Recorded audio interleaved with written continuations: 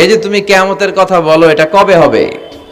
يسألونك عن الساعة أيان مرساها فيما أنت من ذكراها إلى ربك منتهاها সুবহান আল্লাহ পড়েন। ও নবী, লোকেরা আপনারা জিজ্ঞেস করে কিয়ামত কবে হবে, কিন্তু কবে হবে এটা আপনি কেমন করে বলবেন? এটা তো আপনি জানেন না, গোটা বিশ্বের কেউ জানে না, জানে একজন, তিনি কে? They are asking about the day of resurrection. People are asking you about Qiyamah. Who are you to talk anything about it? Only Allah has the final word regarding Qiyamah. ও নবী, লোকেরা আপনারা কিয়ামত কবে হবে খালি ধরে জিজ্ঞেস করে, তো এই ব্যাপারে আপনি কথা বলবেন কি করে? এই ব্যাপারে কোনো জ্ঞান তো আমি আপনাই দেইনি। কিয়ামত কবে হবে এটা জানি শুধুমাত্র আমি আল্লাহ। চিল্লায় বলেন ঠিক কিনা? বিশ্বনবী মক্কায় কিয়ামতের ঘোষণা দিলেন। বিশ্বনবী বললেন এই পৃথিবী এরকম থাকবে না, সব ভেঙে চুরে খান খান হয়ে যাবে। আল কারিআতু মাল কারিআতু ওয়া মা আদরাকা মাল কারিআহ। বিকট একটা আওয়াজ হবে, ইসরাফিল যখন সিংহায় ফুৎকার দিবে, গোটা বিশ্বটারে মেসাকার করে দিবে কে? আবার বিশ্বনবী শোনাতে লাগলেন ইযা যুলজিলাতিল আরদু জিলজালাহা ওয়া আখরাজাতিল আরদু আসকালাহা। বিশ্বনবী বললেন সেদিন পৃথিবীটা কেঁপে উঠবে, মহা ভূমিকম্প হবে। জমিনের ভেতরে যা আছে, তেলের খনি, গ্যাসের খনি, স্বর্ণের খনি, সবকিছু জমিনটা বমি করে বের করে দিবে। আবার বিশ্বনবী বলতে লাগলেন ইযা রুজ্জাতিল আরদু রাজ্জাও ওয়া বুসাতিল জিবালু বাসসা। সুবহানাল্লাহ পড়েন। জমিনটা কেঁপে উঠবে, পাহাড়গুলো ভেঙে চুরে দুমড়ে মুচড়ে যাবে, গোটা বিশ্বটা কেঁপে উঠবে, সাগরের বুকে দাউ দাউ করে আগুন জ্বলবে।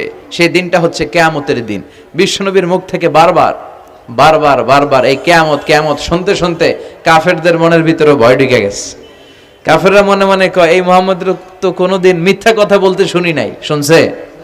বিশ্বনবী ওনার পুরো জীবনে একটি মিথ্যা কথা বলেছেন, একটি অসত্য কথাও তিনি বলেছেন। ওদের মনের ভিতরে ভয় ঢুকে গেছে, কিরে মুহাম্মদ যা বলে তাই তো হয়। এই যে মুহাম্মদ বারবার বারবার কিয়ামতের কথা বলতেছে, যদি সত্য হয়, যদি, চলো মুহাম্মদের জিজ্ঞেস করি যে এই যে কিয়ামতের কথা তুমি বলো এটা কবে হবে? সুবহানাল্লাহ পড়বেন না? সবাই এসে জিজ্ঞেস করলো মুহাম্মদ তুমি তো মিথ্যা বলো না, তুমি সত্যবাদী আর সাদিকাল আমিন, তুমি বলো কিয়ামত হবে, আমাদের জানতে বড় মন চায় কিয়ামত যে হবে, কিয়ামতটা কবে হবে? আল্লাহ তখনই আয়াত নাজিল করে বললেন নবী ওরা জিজ্ঞেস করে কিয়ামত কবে হবে, কিন্তু আপনি বলবেন কেমনে? বলতে পারে একজন, তিনি কে? ইন্নাস সাআতা লাআতিয়াতুন লা রাইবা ফিহা ওয়ালাকিন্না আকসারান নাসি লা ইউমিনুন। আল্লাহ বললেন কিয়ামতটা হবেই হবে, এতে কোনো সন্দেহ নাই। সন্দেহ আছে নাকি? এটা কিন্তু ঈমানের সাথে সম্পৃক্ত। কিয়ামত যে হবে আমাদের কারো সন্দেহ আছে? কারো সন্দেহ নাই। কারো কি এমন ক্ষমতা আছে যে কিয়ামতকে আটকায় দিবে? বলেন। পৃথিবীর কোন প্রধানমন্ত্রী, প্রেসিডেন্ট, পুলিশ প্রধান, র্যাবের প্রধান, বিডিআর, সেনাবাহিনী, Donald Trump, Barack Obama, George W Bush, Vladimir Putin, Narendra Modi, পৃথিবীর কেউ এই কিয়ামতকে আটকায় রাখতে পারে? অসম্ভব। কিয়ামত হবেই, কেউ কিয়ামতকে ঠেকায় রাখতে পারবে না। এটা হবে, কিন্তু কবে হবে কেউ জানে না, একজন ছাড়া, তিনি কে? ইন্নাল্লাহা ইনদাহু ইলমুস সাআহ, আল্লাহর কাছে আছে এই কিয়ামতের জ্ঞান, কেউ এই জ্ঞান রাখে না। সাইয়েদনা জিবরাইল বিশ্বনবীকে একবার প্রশ্ন করলেন, ইয়া রাসূলুল্লাহ সাল্লাল্লাহু আলাইহি ওয়াসাল্লাম, মাতাস সাআহ, এই যে আপনি কিয়ামতের কথা বলেন, এই কিয়ামতটা কখন হবে? বিশ্বনবী বললেন, মাল মাসউলু আনহা বিআলামা মিনাস সাইল। ও জিবরাইল, তুমি যেমনি জানো না আমিও জানি না। সুবহানাল্লাহ পড়েন। যারা জিজ্ঞেস করা হয়েছে সে জিজ্ঞাসাকারীর চেয়ে ভালো জানে না, মানে তোমার যা দশা আমারও একই দশা, তুমিও জানো না আমিও জানি না, তো জানে কে? আল্লাহ। আবার এক সাহাবী বললেন, ইয়া রাসূলুল্লাহ মাতাস সাআ, কিয়ামত কবে হবে? বিশ্বনবী কোনো উত্তর না দিয়ে আবার সাহাবীরে প্রশ্ন করলেন, বললেন, ওয়া মাযা আ'দাতা লিস সাআ, কিয়ামত কবে হবে জানার জন্য পাগল হলে কেন? কিয়ামতের জন্য তুমি কি প্রস্তুত করে রেখেছো? সাহাবী বলে, মা আযাদতু লাহা শাইআন ইয়া রাসূলুল্লাহ, ইয়া রাসূলুল্লাহ, আমি কিয়ামতের জন্য কিছুই প্রস্তুত করতে পারি নাই। ইল্লা আন্নী উহিব্বুল্লাহ ওয়া রাসূলুহু, তবে একটা জিনিস আছে, সেটা কি? সেটা হচ্ছে আমি আল্লাহরে আর আল্লাহর রাসূলরে বড় ভালোবাসি। বিশ্বনবী বললেন, ফা ইন্নাকা মা আমান আহবাবতা, তুমি তো ভালো জিনিসে জোগাড় করেছো। জেনে রাখো, তুমি যাদেরকে ভালোবাসো কিয়ামতের দিন জান্নাতে ঢুকে কিয়ামতের পরে জান্নাতে তাদের সাথেই তুমি থাকবা। যার সাথে যার ভালোবাসা তার সাথেই তার জান্নাত। চিল্লায় বলেন ঠিক কি না? তাহলে বোঝা গেল এই কিয়ামত হবেই। এই কিয়ামতরে কেউ ঠেকায় রাখতে পারে না। আর কিয়ামত কবে হবে এটা কেউ জানেও না, এমনকি জিব্রাইলও জানতেন না। সাইয়েদনা জিব্রাইল, এমনকি বিশ্বনবী মুহাম্মদ রাসূলুল্লাহ সাল্লাল্লাহু আলাইহি ওয়াসাল্লামও জানতেন না। জানে শুধু একজন, তিনি কে? কিন্তু অনেকে দেখবেন ইদানিং কালে বলে ফেলে যে অমুক সালে কিয়ামত। আছে না নাই? বই ঘরে নাই এগুলা? হ্যাঁ, অনেক জায়গায় কিন্তু এরকম বলে 25 সালে কিয়ামত, 30 সালে, 35, 40। এটা বলার ক্ষমতা আপনারা দিয়েছে কে? এটা তো মিনাল উমুর আল গায়বিয়াত, অদৃশ্যের খবর। অদৃশ্যের খবর তো কেউ জানে না। কে জানে? অদৃশ্যের খবরের ব্যাপারে কিছু বলতে চাওয়া মানে অদৃশ্যের ব্যাপারে হস্তক্ষেপ করা, এটা কুফরি। কথা বলেন। এজন্য কিয়ামত কবে হবে এক্সাক্ট টাইম এটা আল্লাহ জানে, বিশ্বনবীও জানতেন না। তবে বিশ্বনবী কিয়ামতের কিছু আলামত আমাদের সাথে শেয়ার করেছেন। হাদিসের পরতে পরতে, হাদিসের প্রামাণ্য কিতাবগুলোতে যখন আপনি পড়বেন, চ্যাপ্টারগুলোতে পড়বেন, বিভিন্ন জায়গায়, বিভিন্ন নসিহাতে, বিভিন্ন আলোচনায় বিশ্বনবী মুহাম্মদ রাসূলুল্লাহ তিনি বর্ণনা করেছেন যে কিয়ামতের আগ দিয়ে গোটা বিশ্বের, গোটা পৃথিবীর সামাজিক অবস্থা, রাষ্ট্রীয় অবস্থা, পারিবারিক অবস্থা এরকম হবে। কি কি আলামত বিশ্বনবী বলে গেলেন আমাদের জানার দরকার আছে না নাই? আমরাও কিন্তু অবাক করা কোনো কাণ্ড দেখলে বলে ফেলি এটা কিয়ামতের আলামত, বলি না? কথা বলেন। আমরা যদি বেহায়াপনা দেখি, বিশেষ করে ধর্মপ্রাণ মুরব্বী যারা আছে, এরা বেহায়াপনা দেখলে সহ্য করতে পারে না। এরা বলে এগুলো কিয়ামতের আলামত। আছে না নাই? কিয়ামতের আলামত। আমি এরকম দেখেছি যে একটা সন্তান মায়ের পেট থেকে ভূমিষ্ঠ হয়েছে, কিন্তু ওই সন্তানের মাথা দুইটা। কয়টা? আছে না নাই? তো এগুলো দেখলে আমরা কি বলি? কিয়ামতের আলামত। কিন্তু বিশ্বনবী কিয়ামতের আলামতের ব্যাপারে কি বললেন, আমাদের কি শোনালেন, জানতে মনে চায়? কথা বলেন, শুনতে মনে চায়? আসেন আজকের এই চমৎকার রজনীতে কিয়ামতের আলামতের ব্যাপারে, আলামাতুল কিয়ামা, আশরাতুস সাআ, আস-সুগরা ওয়াল কুবরা, এগুলো আমরা জানার চেষ্টা করি। আপনি বিশ্বনবীর মুখনিসৃত এই বাণীগুলো যদি শোনেন যে কিয়ামতের আলামতের ব্যাপারে বিশ্বনবী কি বলেছে, শুনলে আপনার গা শিহরিয়ে উঠবে। আপনার মনে হবে বিশ্বনবী যেন এই একবিংশ শতাব্দীর দিকে তাকিয়ে তাকিয়ে বলে গিয়েছিলেন। মনে হবে যেন বিশ্বনবী বাংলাদেশের এই পরিবেশটা দেখে দেখে বলেছেন। প্রায় প্রতিটাই আমাদের সমাজের সাথে, আমাদের দেশের সাথে, আমাদের পরিবেশের সাথে খাপ খেয়ে যায়। কিয়ামতের আলামতগুলো দুই ভাগে বিভক্ত। একটু আওয়াজ করে উত্তর দিতে হবে, কয় ভাগ? একটা ছোট আলামত আর একটা বড় আলামত। চিল্লায় বলেন, একটা আর একটা, আবার বলেন, একটা আর একটা। বড় আলামত মোট 10টা। কয়টা? আল্লাহর মেহেরবানি 10টার একটাও প্রকাশ পায় নাই, একটাও প্রকাশ পায় নাই। কিন্তু কিয়ামতের ছোট আলামতগুলো অনেকগুলো আলামত, 30, 40, 35 এরকম হয়ে যাবে।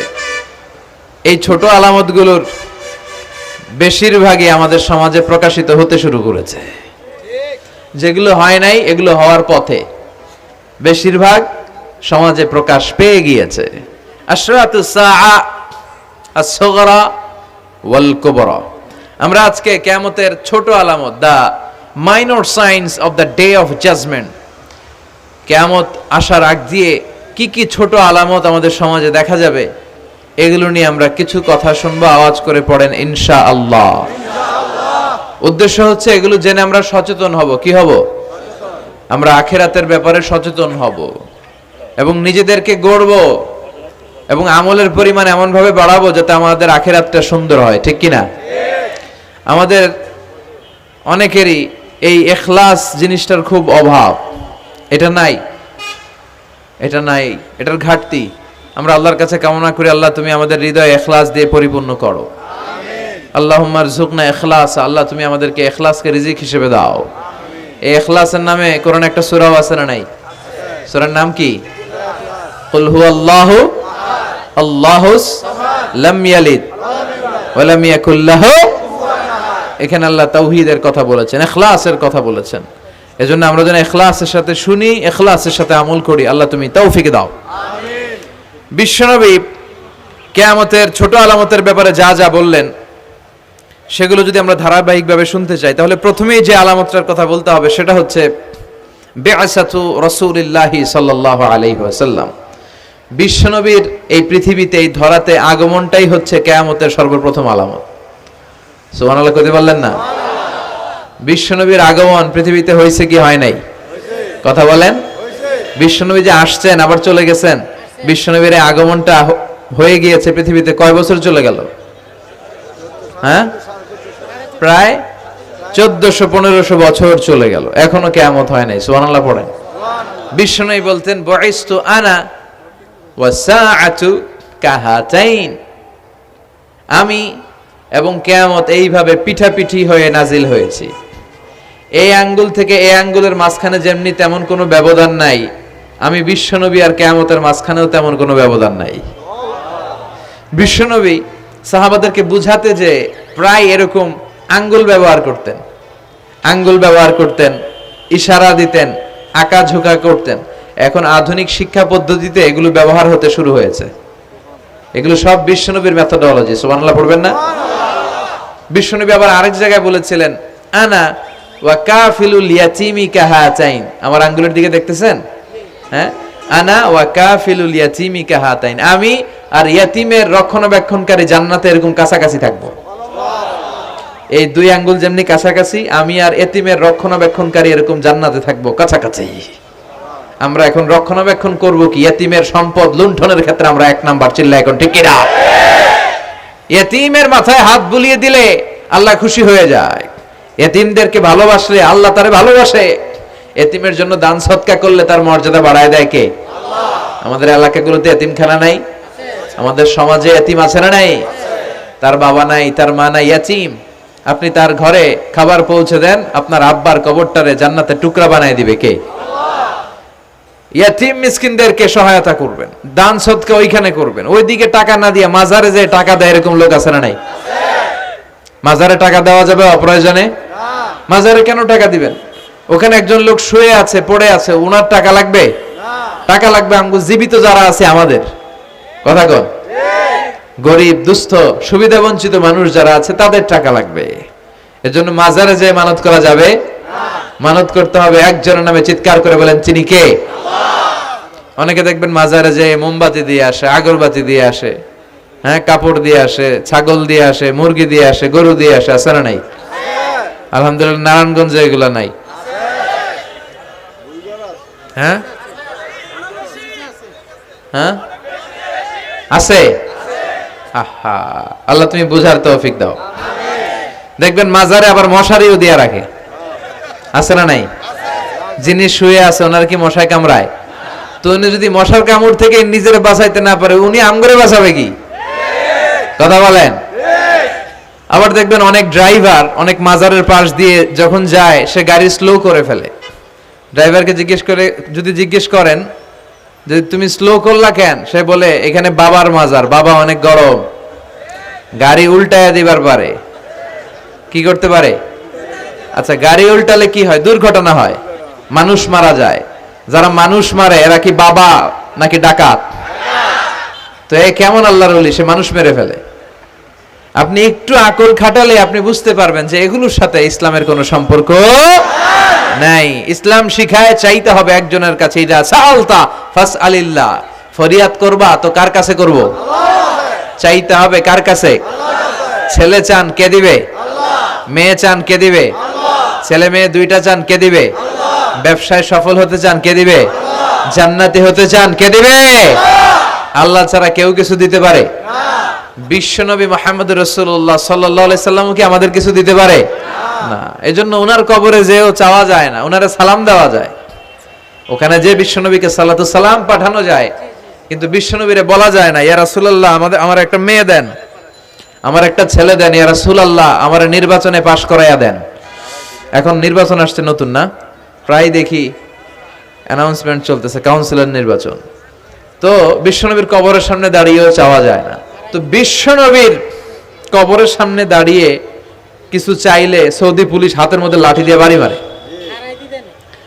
দাঁড়াতেই দেয় না। যে এখানে কি চাও তুমি, সামনে কেবলা, কেবলামুখী হও। এই বিশ্বনবী যার কাছে যাইতেন তার কাছে যাও, তিনি ছাড়া কিচ্ছু করার ক্ষমতা গোটা বিশ্বে কারো নাই। আল্লাহর ধনভাণ্ডার কত বিশাল, তিনি আমাদের সবাইকে যদি জান্নাতুল ফেরদাউস দিয়ে দেয়, ওনার জান্নাতের মধ্যে ঠেলাঠেলি হবে তো না? কথা কন। বিশ্বনবী 8টা জান্নাতের যে স্টেজ, এই 8টার সবগুলাই থাকবে না, উনি থাকবে জান্নাতুল ফেরদাউস। কোনটায় থাকবে? তাহলে আমরা থাকবো কই? ইনশাআল্লাহ করবেন না? নবী থাকবে একটাই, আমরা আরেকটাই। এটা সম্ভব? অন্য কোন জান্নাত দিয়ে আমাদের বুঝ দেওয়া যাবে? আমরা আল্লাহর কাছে বলবো, আল্লাহ আমগো নবী যেদিকে, আমরা থাকবো বিশ্ব নবী থাকবে জান্নাতুল ফেরদাউস, আমরাও থাকবো ফেরদাউস। ইনশাআল্লাহ পড়েন। এত বিশাল জান্নাত, কোনো ধাক্কা ধাক্কি নাই। জান্নাতের এক একটা দরজা ছিলেন তো না? বিশ্বনবী যখন জান্নাতের দরজার বর্ণনা দিচ্ছেন, বিশ্বনবী বলছেন ইন্নাল মিসরাআইন মিন মাসারি'আল জান্নাহ মা বাইনা মাক্কাহ ওয়া হাজার। ও সাহাবারা, জান্নাতের দরজাগুলো কত বড়, শোনো শোনো। বিশ্বনবী বললেন সৌদি আরবের মক্কা শহর থেকে বাহরাইনের হাজার শহর যত লম্বা, জান্নাতের এক একটা দরজা তত লম্বা।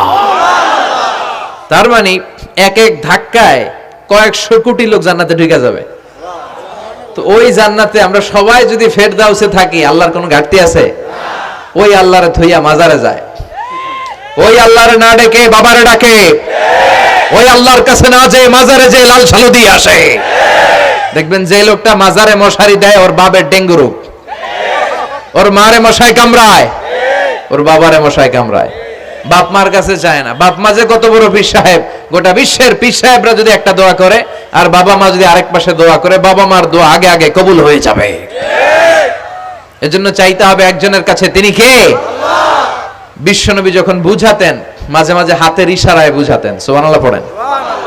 বিশ্বনবী যখন বুঝাতেন, মাঝে মাঝে প্রশ্ন করে বুঝাতেন, মাঝে মাঝে প্রশ্ন করে বুঝাতেন। He used to throw question to the audience. শ্রোতাদেরকে প্রশ্ন ছুড়ে দিতেন। প্রশ্ন ছুড়ে দিলে কি লাভ জানেন? শ্রোতারা ভাবতে শুরু করে উত্তরটা কি, কি এই প্রশ্নের উত্তর। যখন উত্তরটা করতে পারে না, তখন বিশ্বনবী উত্তর বলে দিতেন। যখন উত্তর করতে যে ঠেকে যায় একটা ঠেকা ঠেকা ভাব, তখন যখন উত্তরটা জানা হয়, ওই উত্তর আর ভোলা হয় না। কথা বলেন। বিশ্বনবী সাহাবাদেরকে প্রশ্ন করলেন, ইন্না মিনাশ শাজারাতি শাজারাতুন লা ইয়াসকুতু ওয়ারাকুহা। ও সাহাবারা, গাছের মধ্যে, বৃক্ষলতার মধ্যে এমন একটা বৃক্ষ আছে, এমন একটা গাছ আছে, যেই গাছের কোনো পাতা ঝরে না। মাসালুহা কামাসালুল মুমিন। ওই গাছের দৃষ্টান্ত মুমিনের দৃষ্টান্তের মতো। বলো তো, হাদ্দিসুনি মা হিয়া, দেখি তোমরা পারো কিনা ওই গাছটা কি? কেউ পারে না। কেউ বলে ওই গাছ, কেউ বলে মরুভূমির ওই ক্যাকটাস গাছ, কেউ বলে ওই গুলমলতা, কেউ বলে ওইটা, কেউ বলতে পারে না। বিষ্ণু বললেন কারোটা হয়নি। ইন্নাহা নাখলা, এটা হলো খেজুর গাছ। সাহাবারা ভাবসারে খেজুর গাছ তো প্রত্যেক ঘরের পিছনে পিছনে, এটা ধরছে নাকি? ধরলে তো কঠিনটাই ধরবে।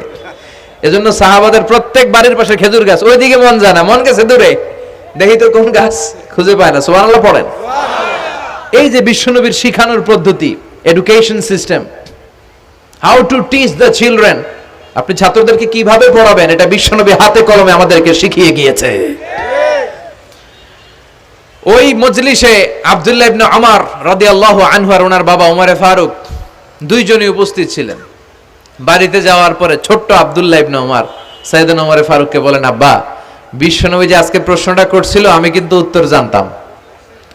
সুবহানাল্লাহ কইবেন না? ওমরে ফারুক বললেন, বলো কি, তুমি জানতা যেটা খেজুর গাছ?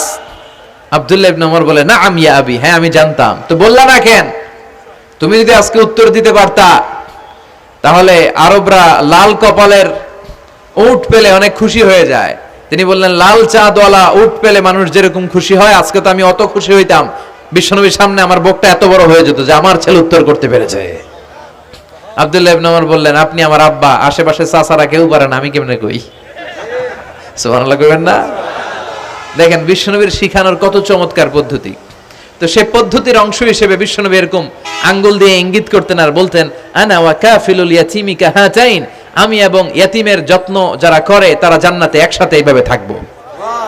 আবার কিয়ামতের বর্ণনা দিতে যে বিশ্বনবী বললেন, আনা ওয়া সাআতু কাহাতাইন, আমি আর কিয়ামত এরকম পিঠাপিঠি, আমার আর এই দুইটা আঙ্গুলের মাঝখানে যেমনি তেমন ব্যবধান নাই, আমি আর কিয়ামতের মাঝখানেও তেমন ব্যবধান নাই। চিল্লায় পড়েন আল্লাহু আকবার।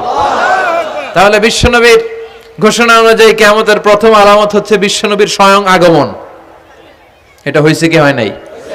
এরা হতে হেলে দুলে নুরানি তনু কে আসে হায়, সারা দুনিয়ার হেরে মেরে পর্দা খুলে খুলে চায়, সে যে আমার কামলিওয়ালা কামলিওয়ালা, তার ভাবে বিভোল রাঙা পায়ের তলে, পর্বত জঙ্গল টল মল টলে, খুরমা খেজুর বাদাম জাফরানি ফুল ঝরে ঝরে যায়, সে যে আমার কামলিওয়ালা কামলিওয়ালা। সুবহানাল্লাহ পড়েন। এই কামলিওয়ালা নবীর আগমনটাই কিয়ামতের প্রথম আলামত। তাহলে প্রথম আলামত আমরা পাইছি কি পাই নাই? পেয়ে গেলাম। এরপরে বিষ্ণু বলেছেন, যুহুর কাসরাতিল ফিতান বিআনওয়াইহা, কিয়ামতের আগ দিয়ে সমাজে ফিতনা ফাসাদ বেড়ে যাবে। পারিবারিক ফিতনা আমাদের আছে না নাই? সামাজিক ফিতনা, একটু আওয়াজ করে উত্তর দিবেন। রাষ্ট্রীয় ফিতনা, নারী ঘটিত ফিতনা, খালি ফিতনা আর ফিতনা। আপনি যেদিকে তাকাবেন ওইদিকেই ফিতনা। আপনি চাইলেও আপনার ঈমান বাঁচাতে পারছেন না। আমরা চাই আমার চোখটা হেফাজত করব, পারছি না। ইউটিউবে ঢুকলাম, জাকির নায়েকের লেকচার শুনবো, ইউটিউবে ঢুকলাম, শায়েখ সুদাইসের তেলাওয়াত শুনবো, ওদিকে তেলাওয়াতও বাজে আর নিচে সাজেস্টেড ল্যাংটা ভিডিও আছে না নাই? কই যাব আমরা? কিভাবে বাঁচাবো আমাদের চোখ? বায়ে অশ্লীলতা দেখে ডানে তাকাই, দেখি ওদিকে অশ্লীলতা।